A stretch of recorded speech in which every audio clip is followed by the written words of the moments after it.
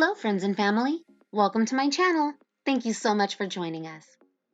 If you're new here, please subscribe and then click the notification bell and choose all so that you get notified each time I upload a new video.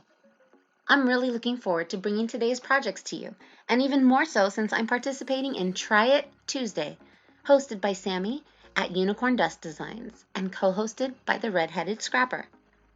For this challenge, creators are encouraged to find a YouTube crafter who inspires them and then recreate some of their designs. I chose Jazz at DIY Home and Crafts. I'll have a link to her channel in the description box of this video, as well as direct links to the videos that featured the items. These charming decor pieces are both beautiful and budget-friendly, costing only a few dollars for each piece. Most parts of these projects are customizable to fit your own decor colors and taste.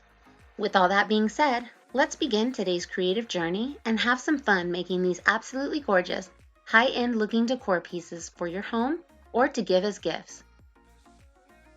The first piece we are going to make is this adorable miniature ladder that you can use in any room of your home. I put mine in the kitchen where the morning sun comes in so that my baby plants have a dedicated nursery space. Let's get started with 2 wall decor pieces from Dollar Tree. These say it's the little things in life, but they have various colors at most stores. I'm also using wooden planks from Dollar Tree, Gorilla Super Glue that I picked up from Target, black acrylic paint, Waverly Wax and Antique, and a heat gun. The first step is to remove the very strong stickers from the wood pieces. I used my heat gun to make it a lot easier. You can also use a blow dryer if you don't have a heat gun. After that, give it 2 good coats of black paint or whatever color you choose.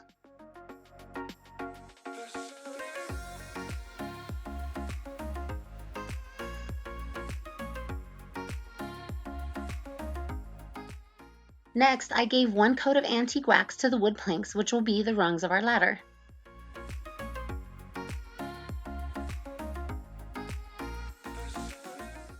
After that, you'll want to measure and mark where you want those rungs or shelves to go. I used my square from Dollar Tree to ensure my lines were straight. Using super glue gel along the lines that I drew, I only needed to hold each plank in place for about a half a minute before they were sturdy enough on their own.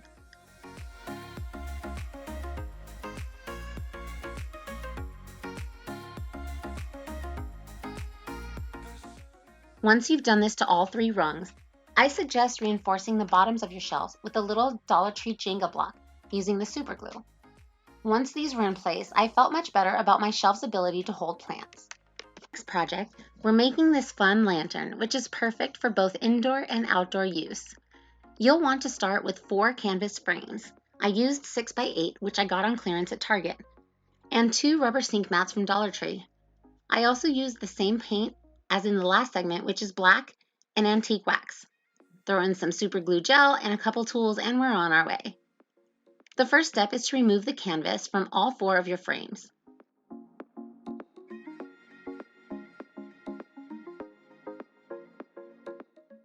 Once they are all clean and clear, I applied Waverly Wax and Antique.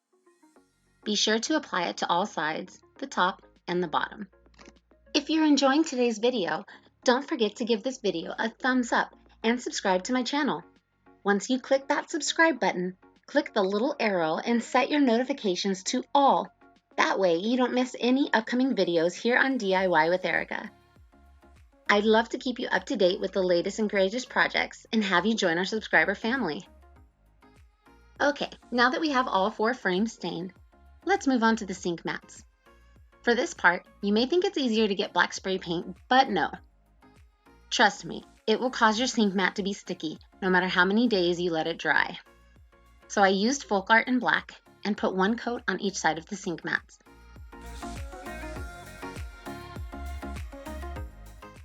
Once they were painted, I used the frame to measure out where I needed to cut the mats. Easy peasy lemon squeezy, and we are in there like swimwear.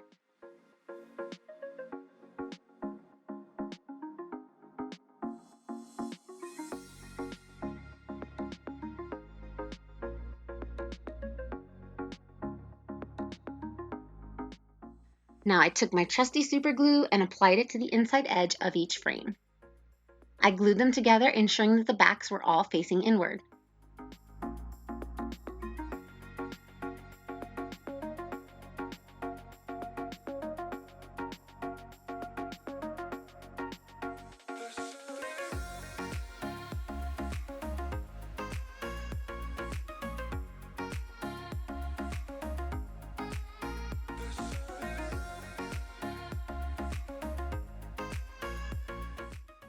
My next step was different in the way that Jazz did hers.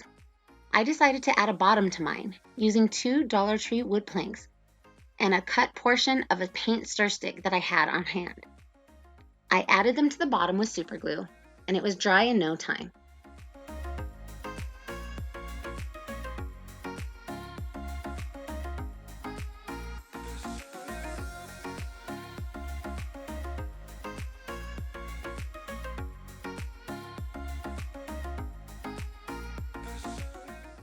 Now for our handle. This is where you can get creative with what you have on hand. On Jazz's video, she used a bucket handle. I used this wired jute cord from Dollar Tree and braided it to give it width and strength. I added a wood bead and used my staple gun to attach the handle to the underside of the frames on opposite sides. And just like that, we are done with the second project. DIY number 3. First, let me show you the difference in paint stir sticks. The one that my Walmart carries is thinner and not as strong as the stir stick from Home Depot. On the bright side, it doesn't have the measuring tape on one side, but it is much thinner and has rounded edges. And I'm going for a stronger squared off look, so I'm going to use the ones from Home Depot instead. Now, this is the part where I lost footage. I always show you the supplies that will be needed, but I lost that footage. What it showed was a 16 by 20 inch air conditioner filter from Home Depot and 4 large paint stir sticks. The first step was to remove the backing and the inside filter layers of the air filter. You'll be left with a thin cardboard piece, and you'll want to give it 2 coats of black paint. Now with these paint stir sticks, I cut all 4 right where the paint stir stick starts curving. Once all 4 were cut, I reached for my antique wax once again and coated all 4. For the next step, I put all 4 stir sticks on the cardboard with clamps to figure out exactly where I needed to glue them. Once I had that figured out, I used hot glue to adhere the stir sticks to the filter.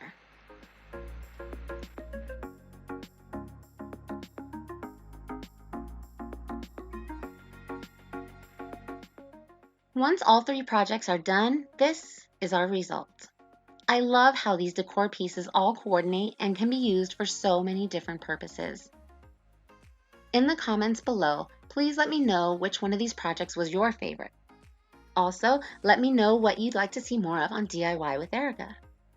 I'd also really love to hear what you would use this ladder shelving for. Would you put plants on it like I did? Or maybe some miniature decor pieces? You could use it to feature little trinkets or goodies that your kids or grandkids make or give you. What would you put on these mini shelves? I hope you've enjoyed DIYing with me today. Please let me know that you like this video by giving me a thumbs up. Each and every like that you give helps to support me and my channel. Also, don't forget to subscribe. Once you click that subscribe button, click the bell to set your notifications to all, so that you get notified each time I upload a new video. My subscribers are a positive and supportive group, and I'm thankful for every single one of you. Thanks for your support, friends and family. You mean the world to me.